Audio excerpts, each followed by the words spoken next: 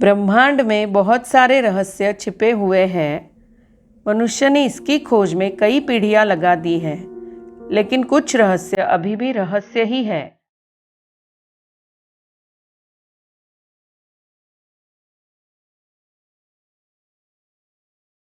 दोस्तों, ब्रह्मांड का जन्म एक महाविस्फोट के कारण हुआ है।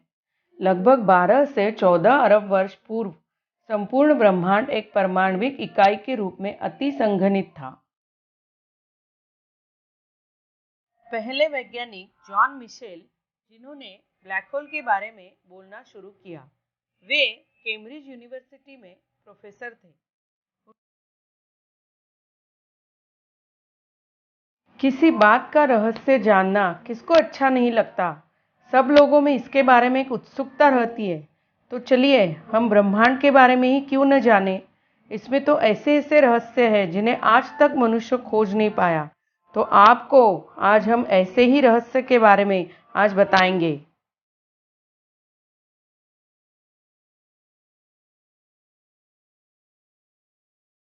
लगभग 13 से 14 अरब वर्ष पूर्व इस महाविस्फोट से अत्यधिक ऊर्जा एनर्जी का उत्सर्जन हुआ और हर 10 से 24 सेकंड में यह धमाका दोगुना होता गया। यह ऊर्जा इतनी अधिक थी कि जिसके प्रभाव से आज तक यह ब्रह्मांड फैलता ही जा रहा है। यह ब्रह्मांड बहुत ही विशाल है। इतना विशाल है कि ब्रह्मांड में पृथ्वी एक कण के समान है और इस पृथ्वी नामक ग्रह पर जीवन भी मौजूद है। जहाँ पृथ्वी पर जीवन है, वहाँ पृथ्वी में कुछ ऐसे रहस्य भी है जिनके बारे में हमें पता ही नहीं।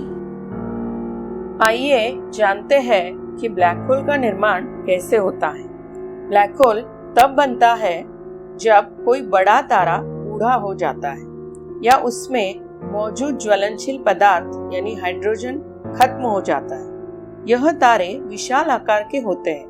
उनका गुरुत्वाकर्षण बल भी उतना ही विशाल होता है। यह बल तारे की सामग्री को उसके केंद्र की ओर निरंतर खींचता रहता है। लेकिन तारे के केंद्र में हाइड्रोजन रहता है, जो तारे की भीषण गर्मी के कारण फैलता जाता है। उसके फैलने के कारण जो दाब उत्पन्न होता है, वह तारे के गुरुत्वाकर्षण बल का प्रतिरोध करता है।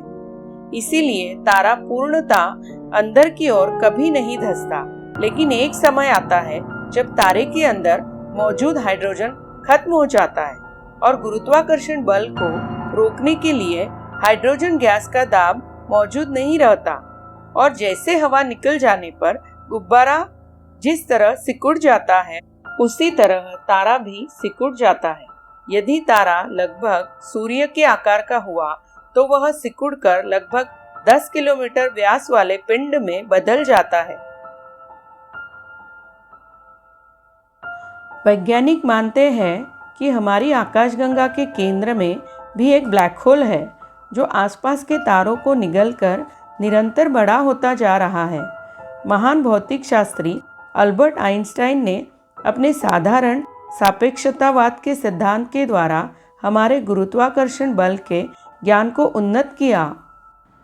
ब्लैक होल के जितने नज़दीक जाते हैं, उतना समय का प्रभाव भी कम हो जाता है। ब्लैक होल के घेरे के अंदर तो समय का कोई अस्तित्व ही नहीं है। ब्रह्मांड में कई तरह के ब्लैक होल होते हैं, जो अपने विशिष्ट गुणों से पहचाने जाते हैं। ब्लैक होल अपने आसपास आने वाले किसी ग्रह, लघु ग्रह, गैलेक्सी और धूमकेतु को नहीं छोड़ता।